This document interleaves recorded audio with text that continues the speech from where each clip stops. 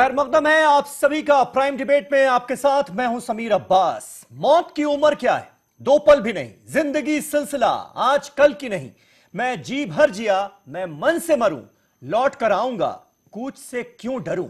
आज हर किसी को अटल जी की लिखी यही लाइनें बार बार याद आ रही।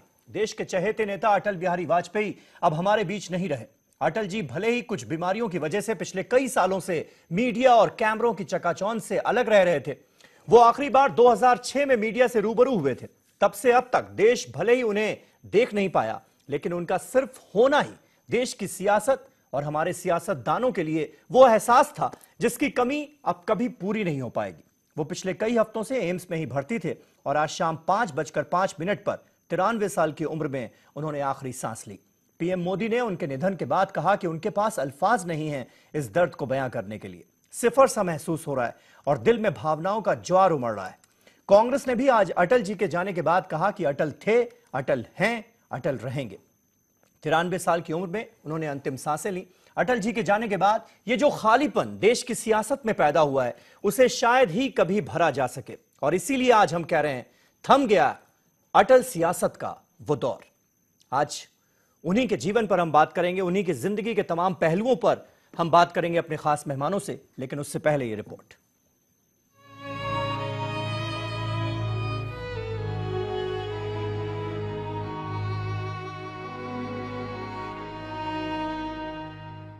साबिक वज़ीर-ए-आज़म अटल बिहारी वाजपेयी का 94 बरस की उम्र में इंतकाल हो गया। एम्स की जानिब से जारी करदा बुलेटिन ने उनके इंतकाल की तस्दीक कर दी। एम्स में वाजपेयी ने 5:05 पर अपनी आखिरी सांस ली। साबिक वज़ीर-ए-आज़म और हर दिल अजीज लीडर अटल बिहारी वाजपेयी के इंतकाल से मुल्क भर में शोक की लहर दौड़ गई। कल अटल बिहारी वाजपेयी की आखिरी रस्मात अदा की जाएंगी। सदर जमहूरिया रामनाथ कोविंद और वज़ीर-ए-आज़म नरेंद्र मोदी ने साबिक वज़ीर-ए-आज़म अटल बिहारी वाजपेयी के इंतकाल पर गहरे दुख और अफसोस का इजहार किया। कांग्रेस सदर राहुल गांधी और सोनिया गांधी ने भी वाजपेयी के इंतकाल पर रंजो-गम का इजहार किया, जबकि दीगर सियासी लीडरान ने भी अटल बिहारी वाजपेयी के सानहे इर्तिहाल को हिंदुस्तानी सियासत के एक अजीम खसारे से ताबीर किया। Demise of Atal Bihari Vajpayee, though he was suffering for long, but we did not expect that the end will come. Somehow or other we had the belief. पिछले 30 साल में तो एक बहुत बड़ी शक्ति और बहुत बड़ा लीडर जिसको देश में और विदेश में भी लोग जानते थे, वो अटल बिहारी वाजपेयी जी। चाहे उनका संबंध एक दूसरी अलग पार्टी से हो, लेकिन उनको सभी दलों के लोग उनका आदर करते थे, इज्जत करते। आज अटल जी के देह अवसान के साथ ही भारतीय राजनीति के आकाश का ध्रुव तारा नहीं रहा। अटल जी बहुमुखी प्रतिभा के धनी थे। ग्वालियर से अटल बिहारी वाजपेयी का गहरा रिश्ता था। उनका बचपन ग्वालियर में गुजरा। 25 दिसंबर 1924 को पैदा हुए अटल बिहारी वाजपेयी ने 1942 में क्विट इंडिया मूवमेंट यानी भारत छोड़ो तहरीक के जरिए सियासत में कदम रखा। अटल बिहारी वाजपेयी 9 मरतबा लोकसभा के लिए मुंतखब हुए। साल 1962 से 1967 और फिर 1986 में राज्यसभा के रुकन रहे। 16 मई 1996 को अटल बिहारी वाजपेयी पहली बार वज़ीर-ए-आज़म बने और फिर सियासत के मैदान में उन्होंने कभी पीछे मुड़कर नहीं देखा। अटल बिहारी वाजपेयी को साल 2015 में भारत रत्न के आला एजाज से नवाजा गया। तवील अलालत की वजह से वाजपेयी को उनकी रिहाइशगाह पर ही भारत रत्न का एजाज दिया गया। अटल बिहारी वाजपेयी एक वज़ीर-ए-आज़म ही नहीं बल्कि एक बेहतरीन सियासतदान, मुकर्रर, सहाफ़ी और शायर थे। उन्होंने सियासत में जो एतदाल का रवैया इख्तियार किया, मुल्क उसे कभी फरामोश नहीं कर सकता। मौत की उम्र क्या 2 पल भी नहीं। जिंदगी सिलसिला आज कल की नहीं। मैं जी भर जिया, मैं मन से मरूं, लौट कर आऊंगा, कूच से क्यों डरूं। जूझने का मेरा कोई इरादा न था, मोड़ पर मिलेंगे इसका वादा न था। रास्ता रोक कर खड़ी हो गई, ये लगा जिंदगी से बड़ी हो गई। लामहदूद खुसूसियात के मालिक अटल बिहारी वाजपेयी अपनी इन्हीं खुसूसियात की वजह से हमेशा हमारे दरमियान रहेंगी।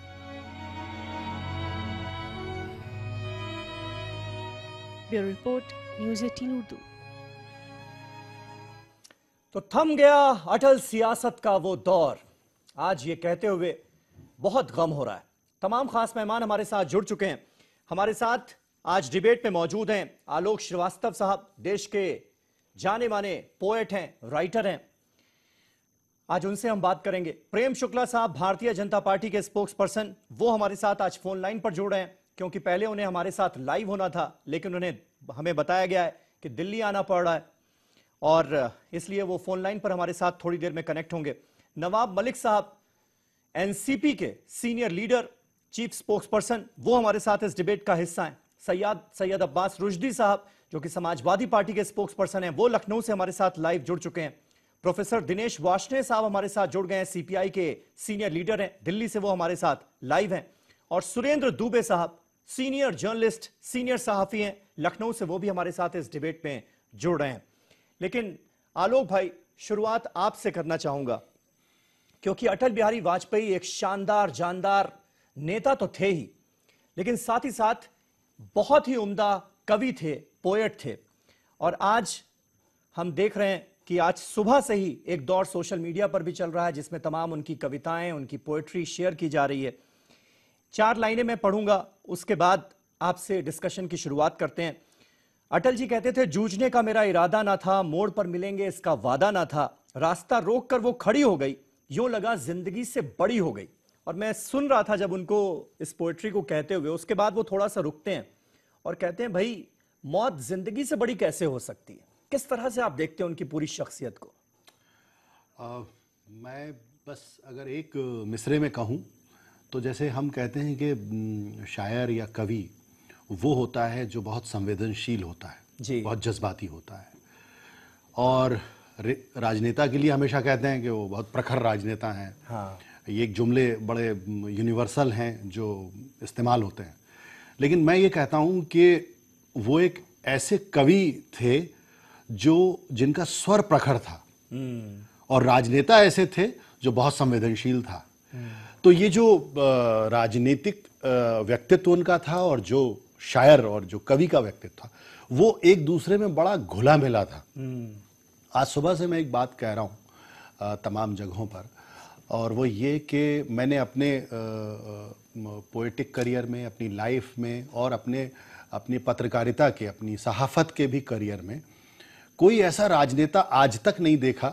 मेरे ख्याल से आप सब लोग यहाँ बहुत सीनियर लोग हैं, इस बात की तस्दीक करेंगे जी, कि जिसकी खामोशी को भी सुना जाता था। अटल जी का एक अंदाज था, वो बहुत रुक रुक के बोलते थे, बिल्कुल बहुत रुक रुक के बोलते थे, बहुत सेंटेंस का फॉर्मेशन उनका बहुत सटल होता था।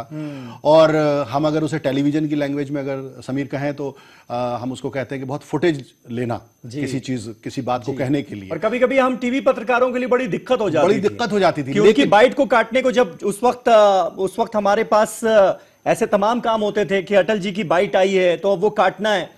अब वो बाइट काटने में बड़ी दिक्कत हो जाती है क्योंकि अटल जी 30-30 सेकंड के कई बार पॉज ले लेते थे। बेशक, और आप उसको बीच में एडिट नहीं कर सकते थे। बेशक, और ये सिर्फ प्रेस कॉन्फ्रेंस में नहीं होता था, ये हजारों लाखों की तादाद में जब वो जनसभाओं को संबोधित करते थे, वो तब भी ऐसा सोच सोच के बोलते थे। लेकिन जो मैं कहना चाह रहा हूं और जो मैं सुबह से कह रहा हूं कि आपने अपने पूरे करियर में कोई ऐसा राजनेता नहीं देखा होगा जो लोकसभा में बोले, 9 बार वो चुने गए सांसद के तौर पर, लोकसभा में बोले या जनसभा में बोले, वो जब रुकते थे तो उस खला को, उस खामोशी को, उस मौन को भी, उस चुप्पी को भी लोग उतनी ही तन्मयता से सुनते थे जितनी तन्मयता से उनके वक्तव्य को सुनते थे। ये एक खासियत उनके साथ थी जो उनसे पहले, उनके समकाल में और उनके बाद मुझे नहीं लगता कि किसी राजनेता में होगी। और यही जो उनका एक अंदाज था बात को कहने का, और कवि जो था जिसके लिए आपने मुझसे पूछा जी, कवि तो उनके अंदर मुझे लगता है कि हर वक्त धड़कता रहता था। बात आगे बढ़ेगी तो उनकी कुछ शायरी भी आपके सामने होगी और जो उनके पूरे व्यक्तित्व को, उनकी पूरी शख्सियत को सामने रखेगी। बिल्कुल। नवाब मलिक साहब, एनसीपी के सीनियर लीडर हमारे साथ मौजूद हैं। नवाब मलिक साहब, थोड़ी देर पहले मैं कहीं बहुत जाने माने पोएट हैं कुमार विश्वास साहब, उनको सुन रहा था। उन्होंने एक बात कही, बहुत अहम लगी मुझे। मैं चाहूंगा उसी सेंटेंस से शुरुआत करूं आपके साथ डिबेट की। उन्होंने कहा कि भारतीय सियासत में दो अजात शत्रु हुए हैं, एक लाल बहादुर शास्त्री जी और दूसरे अटल बिहारी वाजपेयी जी। इनके विपक्षी तो थे पर विरोधी नहीं थे। आपको लगता है कि यही खासियत उन्हें बहुत बड़ा बना देती थी अटल जी को, कि विपक्षी तो थे लेकिन विरोधी कोई नहीं था? ये बिल्कुल सही है कि ये बात बिल्कुल सही है कि कितने भी उनसे कटुता या कोई उनके ऊपर आरोप लगाए या उनके खिलाफ कोई बोले या उनको नुकसान पहुंचाए तो कभी भी वो अपना दुश्मन उसको नहीं मानते थे। मैं एक हमारे ही लीडर पवार साहब को लेके एक बात बताना चाहता हूँ कि जब 1998 में अटल बिहारी वाजपेयी जी की जब 99 में सरकार गिरी थी, उस वक्त जयललिता जी और मायावती जी को समझाने में पवार साहब का बड़ा रोल था। एक ओर से सरकार उस वक्त गिर गई थी और उसके बाद वो दोबारा जब प्रधानमंत्री बने और गुजरात में जब वहाँ पे एक जलजला आया तो लातूर के जलजले को पवार साहब ने अच्छी तरह से हैंडल किया था। तो उनके मन में ये नहीं था कि मेरी सरकार गिराने में बहुत बड़ा रोल इन्होंने अदा किया है, तो उन्हें कहीं ना कहीं उस गुजरात के जलजले के रिहेबिलिटेशन का पूरा इंचार्ज बनाने का काम वाजपेयी जी ने किया था। और मुझे याद है कि पवार साहब का 61वां हम लोग जन्मदिन मना रहे थे मुंबई शहर में और मदऊ किया गया, तो प्रधानमंत्री थे वो आए, पार्टी का कार्यक्रम था, ये नहीं देखा कि दूसरे पार्टी के कार्यक्रम में मैं कैसे जाऊंगा, वे आए और उस कार्यक्रम में भी वो बड़े समय तक रहे और कार्यक्रम में रहे। मैं अपनी पर्सनल एक बात बताना चाहता हूँ कि मैं मुंबई में महाराष्ट्र का प्रोटोकॉल मिनिस्टर था। मोहम्मद फजल साहब गवर्नर थे और हम लोगों की ड्यूटी थी कि एयरपोर्ट पे आते हैं तो अगर मुख्यमंत्री नहीं तो प्रोटोकॉल मिनिस्टर को एक जिम्मेदारी के नाते उन्हें रिसीव करना पड़ता है। तो हम लोग, फजल साहब थे, सेंटर के मिनिस्टर भी थे, उस वक्त एनडीए की सरकार थी और मैं भी खड़ा था चौथी कतार में। तो जैसे वो उतरे तो मैंने कहा कि मैं बलरामपुर से हूँ। तो उन्होंने पूछा कब आए, उन्हें लगा कि मेरा आबाई वतन जो है बलरामपुर, जहाँ से पहली बार वो एमपी बने थे। बोले कब आए, मैंने कब नहीं, मैं यहाँ मिनिस्टर हूँ। तो पीठ ठोके वो आगे निकल गए।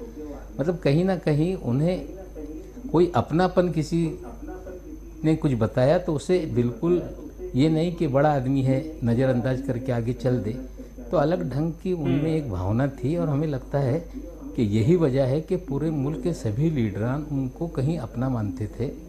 आज कोई भी दल का नेता हो, जब बीमार थे तो अस्पताल में सबसे पहले पहुंचने वाले राहुल गांधी थे। तो हमें लगता है कि कटुता या उनके विरोधी तो थे लेकिन उनके खिलाफ कोई अपना शत्रु नहीं मानता था। ऐसे तो उनकी प्रतिमा थी, उससे इनकार नहीं किया जा सकता। बिल्कुल, वाकई नायाब शख्सियत के मालिक थे अटल जी, इसमें कोई शक नहीं है। प्रोफेसर दिनेश वार्ष्णेय साहब हमारे साथ मौजूद हैं, सीपीआई के सीनियर लीडर हैं। वार्ष्णेय साहब, आप किस तरह से देखते हैं अटल जी को, किन अल्फाजों में आप याद करना चाहेंगे? एक आज मैं जब देख रहा था, अटल जी के बारे में पढ़ रहा था, तो जानकारी यह भी मिली कि वो कभी कम्युनिस्ट तो नहीं रहे लेकिन कम्युनिस्ट लिटरेचर जो था वो उन्होंने बखूबी पढ़ा था और छात्र आंदोलन में उनकी जबरदस्त तरीके से रुचि थी और कम्युनिस्ट पार्टी के संपर्क में आकर वो छात्र राजनीति में भी उन्होंने हिस्सा लिया। और वो एक बात कहते थे कि सत्यार्थ और कार्ल मार्क्स को एक साथ पढ़ा जा सकता है, दोनों में कोई अंतर विरोध नहीं है। तो आज के वक्त में जब हम देखते हैं आपसी मतभेद इतने बढ़ चुके हैं तो ये बातें बहुत नायाब लगती हैं।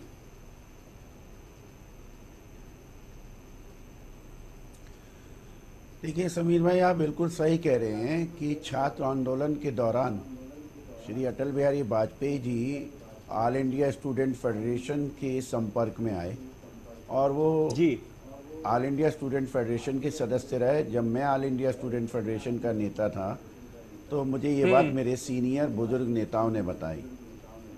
उस समय में कॉमरेड भूपेश गुप्ता, हिरेन मुखर्जी और भी जो सीनियर लीडर थे वो लोग बताते थे कि ये स्टूडेंट मूवमेंट में ऑल इंडिया स्टूडेंट फेडरेशन से जुड़े।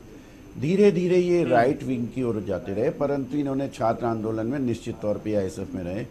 बाद में इनको एएसएफ से निकाला भी गया, उसके और कारण थे, उस पर नहीं जाना चाहते।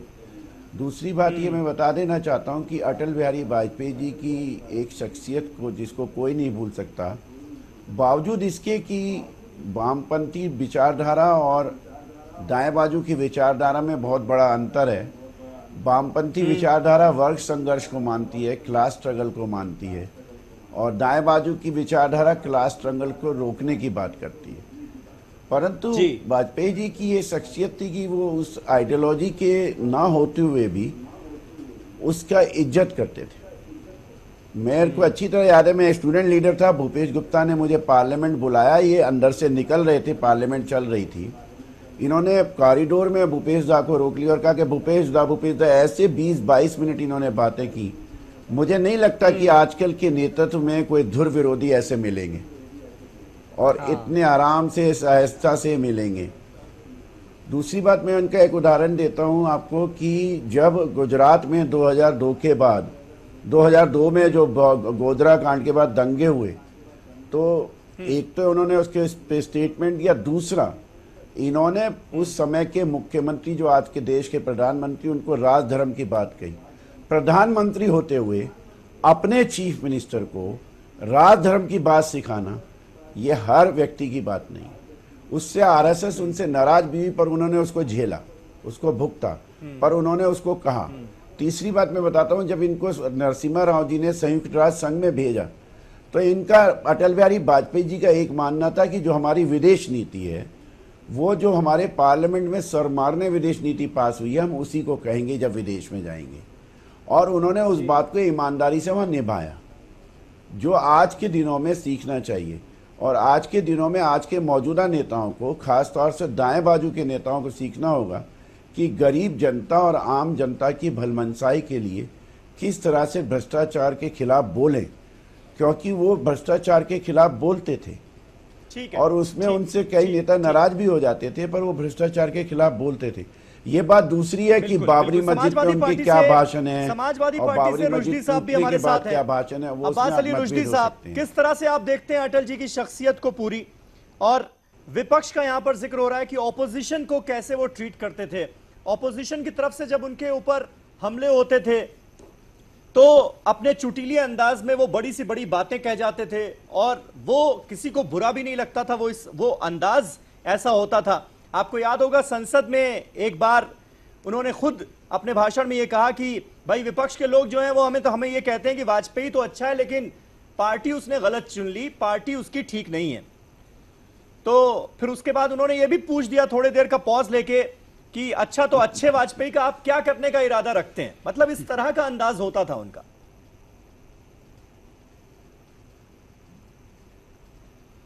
समीर भाई, सबसे पहले तो मैं अपनी पार्टी के सदर मोहतरम अखिलेश जी की तरफ से और समाजवादी पार्टी की तरफ से सभी देशवासियों को इस अफसोसनाक और इस दर्दनाक खबर पे हम अपनी पार्टी की तरफ से संवेदनाएं देना चाहेंगे। और हम ये कहेंगे कि हम हमेशा से सुना करते थे दो लाइनों को कि हजारों साल नरगिस अपनी बेनूरी पे रोती है, बड़ी मुश्किल से होता है चमन में दीदावर पैदा। लेकिन ये चंद शख्सियतें गुजरी हैं हिंदुस्तान में कि जिनके लिए ये शेर बहुत मोतबर और बहुत सटीक होता है, और ये अटल जी की बात है। हमने हिंदुस्तान का जो रुख देखा वो एक बहुत बटा हुआ और एक बहुत लड़ा हुआ और बहुत नफरत ज़दा हिंदुस्तान था। हमने जब होश संभाला और सियासत में आए, एक उम्मीद थी हमारे दिलों में कि हम कभी किसी मौके पर, किसी मुद्दे पर हिंदुस्तान को एक मुत्तहिद हिंदुस्तान देखेंगे। लेकिन हमको ये कहते हुए तकलीफ भी हो रही है कि कभी सोचा भी नहीं था कि वो मौका अटल जी के न रहने पे होगा, कि आज 20 साल के बाद जो उम्मीद एक मुत्तहिद हिंदुस्तान देखने की थी, जो खत्म हो रही थी, आज अटल जी के सोग के बहाने पूरा हिंदुस्तान मुत्तहिद तौर पर खड़ा है। ये हमारे लिए खुशी की भी बात है और बेहद अफसोस की बात है कि मुल्क का इतना बड़ा सरमाया चला गया, मुल्क की इतना बड़ा नुकसान हो गया, तब जाकर के हिंदुस्तान चंद ही लम्हों के लिए ही सही क्यों आज मुत्तहिद है। और हम ये कहना चाहेंगे उन लोगों से कि जिनको वाकई दर्द है, अगर और वाकई सच्ची खराज अकीदत पेश करना चाहते हैं देश के इस महान नेता को, तो आज से संकल्प कर लें, अहद कर लें कि हम नफरत की सियासत के हाथों का खिलौना अब मजीद नहीं बनेंगे। तब जाकर के सही माने में अटल जी जैसे महान नेता को, अटल जी जैसे शानदार भारतीय को सही मानों में खराज अकीदत हम पेश कर पाएंगे। हम एक मिसाल, एक वाकया छोटा सा बताना चाहते हैं। हम लोग छात्र राजनीति में समाजवादी पार्टी से 1992-93 का दौर था, और उस वक्त एक ऐसा मौका आया कि जिस मौके पर ऐसा महसूस हो रहा था, सरकार बनी थी भारतीय जनता पार्टी के, अटल जी प्रधानमंत्री हुए थे। हमको याद है हमारी पार्टी के उस वक्त के कौमी सदर मोहतरम मुलायम सिंह यादव जी ने हमारे छात्र की राजनीति के मौके पर एक ऐसा वक्त आया कि हम लोगों को शक था कि कहीं ना कहीं केंद्र हुकूमत हमारी खिलाफ खड़ी हो जाएगी। कोई एक ऐसा बड़ा मसला आया था जिससे यूपी का बहुत बड़ा नुकसान होता। लेकिन हमें याद है आदरणीय मुलायम सिंह जी की बात कि उन्होंने खुले मन से कहा था कि अटल जी इस देश के प्रधानमंत्री, हमें उनसे नाइंसाफी की उम्मीद नहीं है, हमें यकीन है कि वो इंसाफ करेंगे, और इंसाफ हुआ भी था। हम इतना ही कहना चाहेंगे, मुल्क का वो नुकसान है कि जो इसकी भरपाई हो पाना बहुत मुश्किल है। इसलिए भी मुश्किल है क्योंकि जब हिंदुस्तान को वाकई जरूरत होती है सियासत की एक मजबूत और ईमानदार और हक परस्त आवाज की, जब सियासत को हिंदुस्तान में, दुबे जी, ये जो खालीपन आया है हिंदुस्तान की सियासत में अटल जी के जाने के बाद, क्या इसे कभी भरा जा सकेगा? जी देखिए, मैं सबसे पहले तो अटल जी को उनके न रहने पर मैं श्रद्धांजलि देना चाहूंगा। और क्योंकि उनकी कर्मभूमि लखनऊ थी, अक्सर आना जाना होता था, उसमें प्रेस कोर बड़ा छोटा होता था, तो हम सबको लगभग जो भी 10-15 लोग रहते थे सबको अच्छी तरह जानते भी थे। मैं अगर उनका आकलन करूं तो देखिए, मैं उनके 3 व्यक्तित्व थे, एक राजनेता, एक कवि और एक दार्शनिक, और वो तीनों एक थे, स्प्लिट पर्सनालिटी नहीं थी। जो दार्शनिक था वही कवि था, जो कवि था वही राजनेता था। इसीलिए वो सबको जितने प्यार और मोहब्बत से बात करते थे, वो एक आसान बात नहीं है। आज देखिए, वो शब्द हम लोग भूल गए, वो विरोधी से की चिकोटी काटते थे। अब शायद चिकोटी शब्द का अर्थ भी लोग नहीं जानते होंगे, चांटा नहीं मारते थे। आज राजनीति क्या है, हम आपसे नाराज है, हमें कुछ कहना, हम एक जन्नाटेदार थप्पड़ मारेंगे और फिर प्रसन्न होंगे कि देखिए हमने कितना कमाल कर दिया। वो चिकोटी काटते थे, और जो अपोजिट आदमी था समझ जाता था कि भाई अटल जी की क्या इच्छा है। आप देखिए, उन्होंने जैसे कुछ काम राजनेता रहते, प्रधानमंत्री रहते कहे, तो आप उनकी सोच देखिए कि पब्लिक के बारे में उनकी क्या पकड़ थी। जैसे ग्राम सड़क योजना, उनको लगा भाई जब तक इंफ्रास्ट्रक्चर गांव शहर से नहीं जुड़ेंगे कौन सी प्रगति होगी। दूसरी बात आप देखिए, पाकिस्तान से लेकर के लगातार दबाव बना रहता है, झगड़ा रहता था। लाहौर बस यात्रा बड़ी आलोचना भी हुई, खैर अल्टीमेटली परवेज मुशर्रफ की वजह से बात बहुत आगे बढ़ नहीं पाई, लेकिन उन्होंने अपना एक अंदाज दिया। और आज मैं एक उसका सुन रहा था, टीवी पर ही आप लोगों के आ रहा था, उन्होंने कहा कि पाकिस्तान क्यों ये करता है, क्योंकि उसको लड़ाई किसी आजादी से नहीं मिली, इसलिए उसकी इस आजादी की कोई कीमत नहीं है। ये लड़ाई उसको अंग्रेज प्लेट पर दे गए, 2 हिस्से हम बांटा के लिए, एक तुम पाकिस्तान ले जाओ। उन्होंने, जैसे हिंदुस्तान में लड़ाई हुई, स्वतंत्रता आंदोलन चला, पाकिस्तान के लिए कोई आंदोलन नहीं चला। तो ये इस ढंग की गहरी बातें कहना, और उसके बावजूद और मैं एक बात और कह दूं अपनी बात समर्थन लोग ये कहते थे कि अटल बिहारी वाजपेयी जैसी शख्सियत अगर पाकिस्तान से चुनाव लड़ लें तो वहां पर प्रधानमंत्री बन जाएंगे, ये भी कहा जाता था उनके बारे में। जी लेकिन जी, अब आप देखिए उनका जो कवि रूप जब मैं देखता हूं तो मुझे कबीर की याद आती है। कबीरा खड़ा बाजार में सबकी मांगे खैर, ना कहो उसे दोस्ती ना कहो उसे बैर। ये अंदाज उनका एज राजनेता भी था, एज दार्शनिक भी था, एज कवि था, जो मिलना आसान नहीं। इस तरह के लोग शताब्दियों में कभी पैदा होते हैं। छोटा सा ब्रेक हमें यहां पर लेना होगा। हम तस्वीरें भी लगातार दिखा रहे हैं अटल जी के आवास की, जहां पर इस वक्त पार्थिव शरीर को रखा गया है। श्रद्धांजलि के लिए तमाम बड़े बड़े नेता वहां पर पहुंच रहे हैं। एक छोटा सा ब्रेक ले रहे हैं, ब्रेक के बाद लगातार हमारी ये डिबेट जारी रहेगी। थम गया अटल सियासत का वो दौर, फिलहाल हम यही कह सकते हैं। एक छोटा सा ब्रेक ले रहे हैं, फौरन हो रहे हैं हाजिर। तमाम खास मेहमान हमारे साथ बने हुए हैं।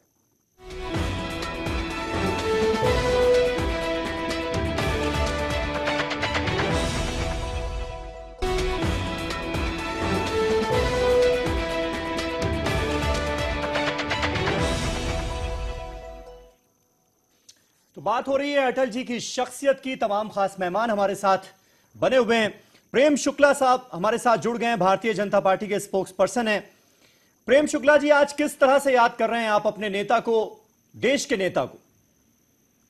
देखिए, हमने अपने जीवन काल में प्रभु रामचंद्र को नहीं देखा, भगवान श्री कृष्ण को नहीं देखा, भगवान गौतम बुद्ध को नहीं देखा, हम लोग गांधी को भी नहीं देख सके, लेकिन हम लोगों को इस बात का गौरव है कि हमने अटल बिहारी वाजपेयी जी को देखा है, अटल बिहारी वाजपेयी जी को सुना है, अटल बिहारी वाजपेयी जी की विचारधारा पर यथासंभव चलने का प्रयास किया है और अटल बिहारी वाजपेयी जी की सर्व समावेशी राजनीतिक संस्कृति के हम लोग जो हैं उस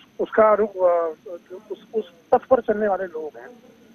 तो ये हमारे लिए जो है कालजयी व्यक्तित्व हमारे बीच हुआ, हमने उसको करीब से देखा, हमने उसके विचारों को समझा, उसको प्रधानमंत्री के रूप में देखा, उनको विपक्ष के नेता के रूप में देखा, उसके सांसद के रूप में देखा, उनकी कविताओं को पढ़ा और गुनगुनाया और उनसे जो है राष्ट्र भावना से अनुप्राणित हुए। तो ऐसा व्यक्तित्व हमारे बीच से गया है, तो ऐसा लगता है कि जैसे हमारा जो राष्ट्रीय दर्शन की आत्मा जो है उसका महाप्रयाण हो गया हो। नहीं, बिल्कुल सही आप बात कर रहे हैं, लेकिन ब्रेक से पहले हम लोग प्रेम शुक्ला जी बात कर रहे थे कि आज की सियासत में और अटल सियासत का वो दौर, क्योंकि आज हमारा ये टॉपिक ही है कि अटल सियासत का वो दौर ऐसा लग रहा है कि चला गया है। तो आज के दौर में सरकार और विपक्ष के बीच जिस तरह के रिश्ते हमें नजर आते हैं, और जब हम अटल जी को याद करते हैं तो वो मधुर संबंध, जो वो सत्ता में रहे तो विपक्ष के साथ रहे, विपक्ष में रहे तो सत्ता पक्ष के साथ रहे, और उनका ये हमेशा से मानना रहा कि लोकतंत्र में नफरत की कोई जगह नहीं है। तो उनके तमाम आदर्शों को आज की सियासत के इस दौर के हिसाब से किस तरह से आप आंकते हैं? देखिए, नफरत की राजनीति के विरुद्ध खड़ा होने वाला, दम खम कर खड़े होने वाले व्यक्तित्व थे अटल जी, लेकिन अटल जी को भी नफरत की राजनीति का हमेशा शिकार होना पड़ा। मुझे 1999 से 2004 का वो दौर बहुत भरी, चुकी पत्रकार होने के नाते हम लोग उस समय की खबरों पर भी पहली नजर रखते थे। जिस तरह से अटल जी के कर्तृत्व पर अटल जी को सांप्रदायिक कहा गया, और मुझे याद है कि उड़ीसा में जो है एक घटना हो गई, अल्पसंख्यक समुदाय, ईसाई समुदाय के एक प्रचारक की हत्या हो गई। उसके बाद जिस तरह से उनको सांप्रदायिकता का जो है झंडा बरदार साबित करने का प्रयास किया गया, अटल जी की सरकार के समय जो है उसी कार्यकाल में जो पहली बार स्टिंग ऑपरेशन का दौर हुआ और राजनीति के अपने विरोधियों को स्टिंग के माध्यम से जो है उनको बदनाम करने का कुचक्र, यानी नफरत फैलाना उसके प्रति, ये राजनीति का दौर भी अटल जी भी उस विष को पीकर भी, अटल जी ने कभी जो है उस विष का वमन नहीं किया, बल्कि उस विष को पीकर उन्होंने उनके मुख से हमेशा अमृत जरा। तो इस तरह का व्यक्तित्व उनका निश्चित तौर पर रहा। आज के दौर में भी अटल जी को मानने वाली जो विचारधारा है, ठीक है, आपके ऑडियो में थोड़ी सी प्रॉब्लम आ रही है। नवाब मलिक साहब, जब ऑपोजिशन से हम उनके रिश्तों की बात करते हैं तो एक वाकया ये भी नजर आता है कि 1977 में जब वाजपेयी जी फॉरेन मिनिस्टर बने थे और अपना कामकाज संभालने के लिए साउथ ब्लॉक में अपने दफ्तर पर पहुंचे, तो उन्हें नजर आया एकदम से कि पंडित नेहरू की तस्वीर वहां पर जो लगी हुई रहती थी वो वहां पर नहीं थी। तो वो अपने सेक्रेटरी को बुलाते हैं, उनसे पूछते हैं कि भाई ये तस्वीर कहां गई? तो वो तस्वीर पता चला कि जानबूझकर हटा दी गई थी, क्योंकि भाई पंडित नेहरू तो विपक्षी दल के नेता थे। तो उन्होंने बाकायदा सेक्रेटरी से कहा कि वो तस्वीर वापस लाओ, तस्वीर लगवाई और उसके बाद फिर अपने दफ्तर में बैठे। तो ये कहीं ना कहीं बताता है कि उनकी शख्सियत किस तरह की थी और वो मैसेज क्या देना चाहते थे, किस तरह से वो मोहब्बत की सियासत करना चाहते थे। देखिए समीर अब्बास जी, उन्होंने स्वयं, अटल जी ने पार्लियामेंट में अपने भाषण में इस बात का जिक्र किया है कि मैं विदेश मंत्री था, गलियारे से जा रहा था, नेहरू जी की तस्वीर हट गई, मैंने पूछा और दूसरे दिन आया तो तस्वीर लगी हुई थी। ये पार्लियामेंट में अपने भाषण में इस बात का उल्लेख उन्होंने किया। ये एक कहीं ना कहीं लोगों के लिए एक मिसाल है कि आज आप हैं हुकूमत में, कल नहीं रहेंगे, लेकिन आपको विंडेक्टिव पॉलिटिक्स या जो किसी ने कुछ किया है उसको फरामोश कर देना या उसको फरामोश करने की कोशिश करना, या हम ही कुछ कर रहे हैं या हमारे लोगों ने किया, इस तरह की सोच है, उसके बरअक्स उनकी शख्सियत थी, इसको नकारा नहीं जा सकता है। हमें लगता है कि प्रेम जी अभी कुछ यहाँ पे मुद्दे उठा रहे हैं, हमें लगता है ऐसे मुद्दे आज उठाने की ज़रूरत नहीं है। हमें लगता है कि उनकी शख्सियत, हमने पहले भी कहा कि वे कितना भी उनके ऊपर कोई हमलावर होता वो पर्सनल उसे नहीं लेते थे, उनसे अपने ताल्लुकात अच्छे कैसे रहें ये कोशिश करते रहे, और उन्होंने बार बार इसका जिक्र नेहरू जी के वाक़े को दोहराकर पार्लियामेंट में लोगों के सामने इसे कबूल करने का काम किया, उन्होंने खुद बताया है। तो हमें लगता है वो कभी भी विंडिक्टिव पॉलिटिक्स या किसी से नफरत या कोई अपोजिशन वाला है तो उसका कहीं ना कहीं नामो निशान मिटा दो, इस सोच के वे नहीं थे, ये लोगों को मानना पड़ेगा। सही बात है, सही बात है। आलोक जी, हम एज अ पोएट उनकी शख्सियत की बात करते हैं और मुझे लगता है बड़ी दिलचस्पी भी है व्यूअर्स की। एज अ पोएट लोग उन्हें देखना चाहते थे, सुनना चाहते थे, क्योंकि इतनी अच्छी वो कविताएं लिखा करते थे। क्या आज आपको क्या याद क्या आ रहा है उनका? मुझे दो चीज़ें याद आ रही हैं, जिसमें एक बात तो मेरे ख्याल से इस डिबेट में जितने लोग शामिल हैं सबको याद होगी जी। संसद में दिया गया उनका वो जो भाषण था कि सरकारें आएंगी जाएंगी, जबरदस्त, ये देश रहना चाहिए। तो वो जो मैंने शुरुआत में आपकी डिबेट की शुरुआत में कहा कि एक संवेदनशील राजनेता की तरह उनका पूरा का पूरी जो शख्सियत थी वो थी जी। एक किस्सा जो मुझे अपने बचपन का याद है, जब मैंने पहली बार अटल जी को देखा था अपने गृहनगर विदिशा में, जहां से उन्होंने 1991 में 1991 में चुनाव लड़ा था, और दो जगह से उस वक्त, अगर आपको याद होगा, दो जगह से उन्होंने चुनाव लड़ा था, लखनऊ से और विदिशा से, और वो दोनों जगह से जीत गए थे। तो 15-17 बरस की मेरी उम्र थी और मेरे स्कूल में ही उनकी सभा होनी थी। तो कई जो पार्टी के नेता थे उस वक्त, उन्होंने कहा कि अब आपने यहाँ से रिजाइन कर दिया है और अब आप बेहतर होगा कि अब हम सभा न करें। लेकिन अटल जी ने विदाई के नाम से या क्षमा याचना के नाम से वो सभा की थी, और मुझे वक्तव्य याद है उनका, बहुत मैं छोटा था, लेकिन उन्होंने ये कहा था कि मैं इस शहर को तो जरूर छोड़ रहा हूं, लेकिन ये मेरा जो गृह प्रदेश है उसका एक बहुत ही ग्वालियर में उनका जन्म हुआ था, और विदिशा एक जमाने में ग्वालियर की जो सियासी वो थी, पृष्ठभूमि थी, और बीजेपी का एक बड़ा गढ़ विदिशा को हम लोग कहते हैं, अभी तक कहते हैं। तो उनकी वो तकरीर, और उसमें उन्होंने एक कविता पढ़ी थी कि टूटे हुए सपनों की सुने कौन सिसकी, टूटे हुए सपनों की सुने कौन सिसकी, अंतर को चीर व्यथा पलकों पर ठिठकी, हार नहीं मानूंगा रार नहीं ठानूंगा, काल के कपाल पर लिखता मिटाता हूं, गीत नया गाता हूं। तो ये गीत नया गाने के लिए मैं दिल्ली जा रहा हूं, मैं विदिशा को छोड़कर जा रहा हूं, लेकिन विदिशा मुझसे नहीं छूटेगा, क्योंकि विदिशा का भी कहीं ना कहीं कोई अंश है मुझे दिल्ली पहुंचाने में। लेकिन ये हमारी संवैधानिक व्यवस्थाएं हैं कि कोई भी सांसद एक जगह से संसद सदस्य रह सकता है, लिहाजा उन्होंने विदिशा से जब रिजाइन किया था। तो ये एक बड़ा ही जज्बाती, मतलब जो एक शख्सियत उनकी थी जी। और वो उनकी कविता में और उनकी राजनीति में दोनों जगह नजर आती थी। सही बात है प्रोफेसर वार्ष्णेय, और एज ए ऑपोजिशन के लीडर के तौर पर आप उन्हें कैसे देखते हैं? वो सारी बातें क्या आज आपको याद आती हैं? 45 साल पहले हम लोगों ने तो तस्वीरें ही देखी हैं वो, लेकिन वो तस्वीर ही अपने आप में बड़ी दिलचस्प होती थी कि एज एन ऑपोजिशन लीडर वो 45 साल पहले बैलगाड़ी पर संसद पहुंच गए थे इंदिरा गांधी की सरकार के खिलाफ, और उस वक्त भी मसला यही था कि पेट्रोल डीजल के प्राइस जो थे वो बहुत ज्यादा हो गए थे। तो हमने तो वो तस्वीरें देखी। और इस तरह के वाकये आपको क्या याद आते हैं? आप तो बहुत कुछ शेयर कर सकते हैं। देखिए, मेरे को भी समीर भाई 40 साल हो गए राजनीति में। मैंने तो आपको बताया था कि किस तरह से मैं सबसे पहले अटल जी से व्यक्तिगत तौर पे भूपेश गुप्ता जी के साथ मिला था पार्लियामेंट हाउस के अंदर। दूसरी बात ये मैं बता देना चाहता हूँ कि अटल जी जब भूपेश गुप्ता की डेथ हुई थी तो बाकायदा अजय भवन आए थे, तब भी मैं वहीं था, और बड़े सिंपल ढंग से बात किए, सब कुछ पूछा, सब कुछ किया। और तीसरी बात मैं बता देना चाहता हूँ कि अटल जी की एक खासियत थी कि आज के दौर में जो एक सांप्रदायिकता या रिवेंजफुल पॉलिटिक्स थी, बेशक वो सांप्रदायिक पार्टी के सदस्य थे, वो कई बार पार्लियामेंट पे इस पे बोले भी हैं, उनके भाषण उद्घोषण में दिखते भी हैं, पर वो रिवेंजफुल पॉलिटिक्स नहीं करते थे, जिसको कहते हैं ना दुश्मनी वाली राजनीति नहीं करते थे। वो अपनी विचारधारा वो अपनी जगह रखते थे, दूसरे की विचारधारा को वो उसी ढंग से देखते थे कि ठीक है वो आपकी विचारधारा, ये मेरी विचारधारा है, हमारे व्यक्तिगत संबंध अपनी जगह है।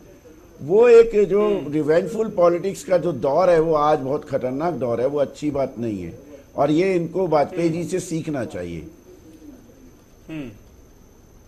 ठीक है रुशदी साहब, ये तीसरी बात मैं बता देना चाहता हूँ कि वाजपेयी जी चाहे उनका कोई आखिरी बात कहना चाहता हूँ, पूरी कर लीजिए वाजपेयी साहब, उसके बाद में जाऊंगा रुशदी साहब। उनका चाहे कोई भी मत हो, चाहे उनका कोई भी इसके बाद उनका कोई भी मत हो, एक बात वो जरूर मानते थे कि हमारे संघीय ढांचे पे आंच नहीं आनी चाहिए।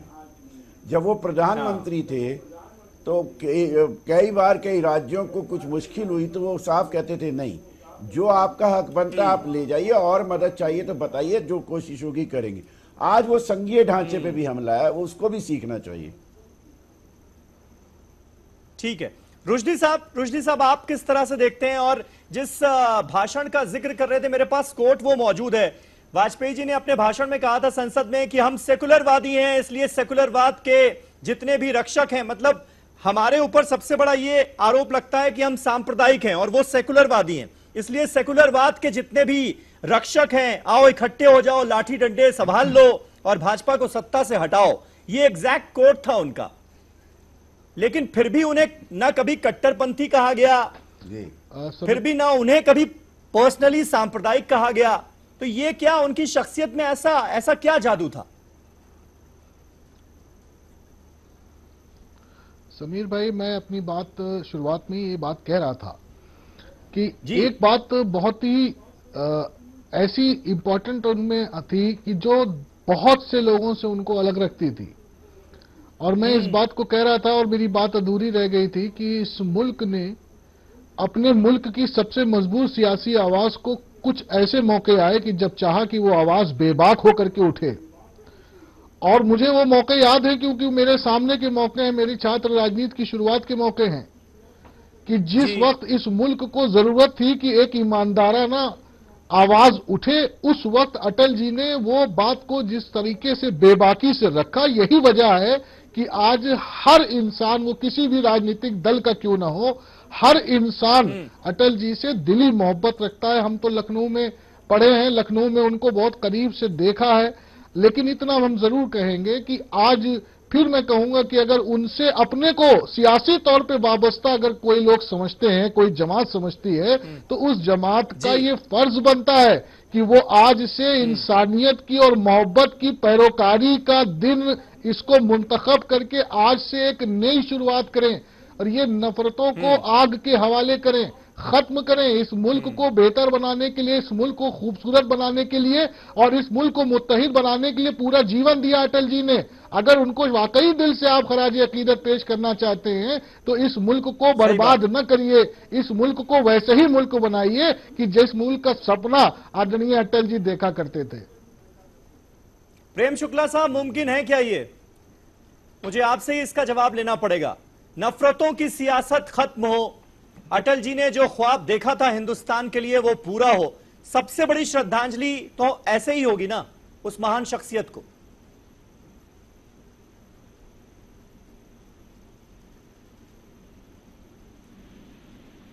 प्रेम शुक्ला जी, आवाज मिल रही है मेरी?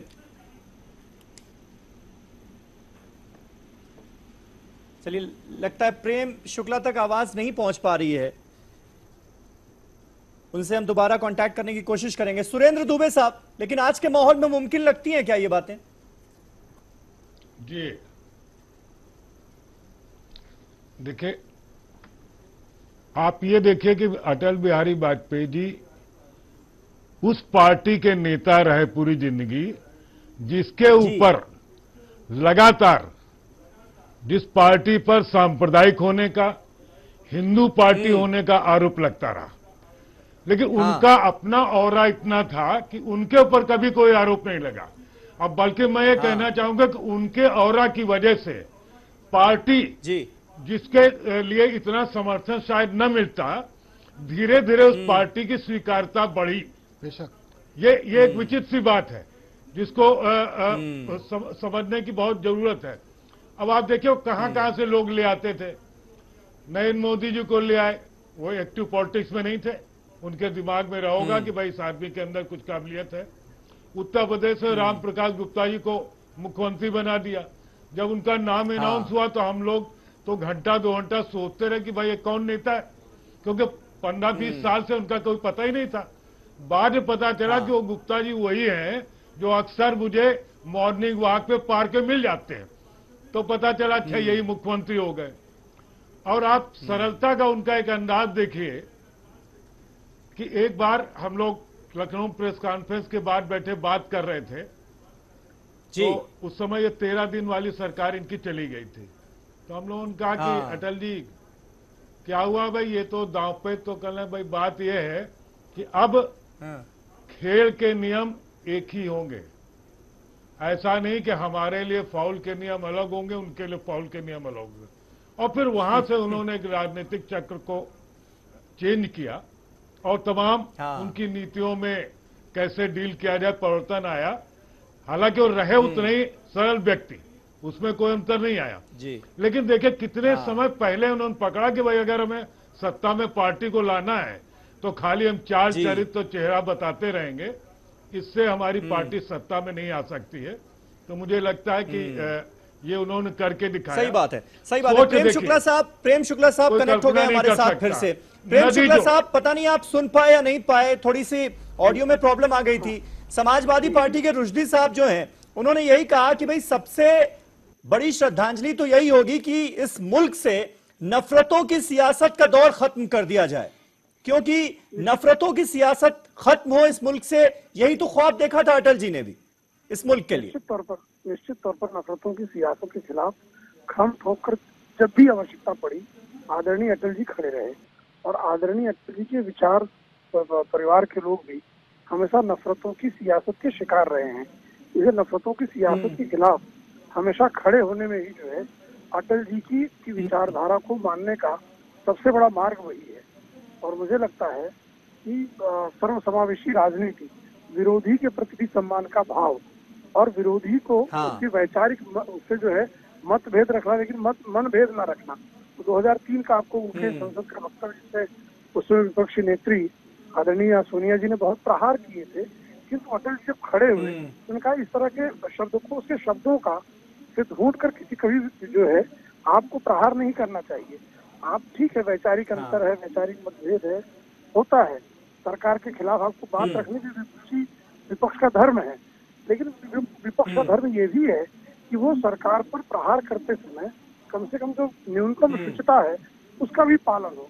उसी तरह सरकार में बैठे लोग, लेकिन प्रेम शुक्ला जी क्योंकि वो जमकर खुले दिल से तारीफ भी करते थे विपक्षी नेताओं की, चाहे वो पंडित नेहरू हो, इंदिरा गांधी को तो उन्होंने दुर्गा माँ की संज्ञा तक दे दी थी, नरसिम्हा राव से उनके बड़े अच्छे रिश्ते थे, राजीव गांधी की भी दिल खोलकर उन्होंने तारीफ की। क्या यही वजह थी कि जब वो विपक्ष पर हमले भी करते थे तो भी लोग बहुत अच्छे दिल से उसको लेते थे?